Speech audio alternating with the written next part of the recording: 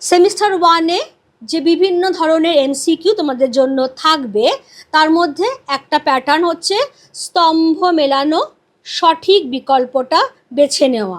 অর্থাৎ তোমাকে স্তম্ভ ঠিক মেলাতে দেওয়া হচ্ছে না, পেপার সেটারই বিভিন্ন রকমভাবে স্তম্ভ মিলিয়ে দিয়েছেন। এবার তুমি তোমার মতো করে ভালো করে দেখে শুনে কোন অপশানটা ঠিক হবে সেটা বেছে নেবে। ক স্তম্ভে কী রয়েছে? ক স্তম্ভে রয়েছে কমলাকান্ত আফিংখোর, নেক্সট সোশ্যালিস্টিক, 3 নম্বরে আছে কমলাকান্তের দিকে তাকিয়ে মার্জারের ভাবনা, আর 4 নম্বরে রয়েছে মনুষ্য জাতি।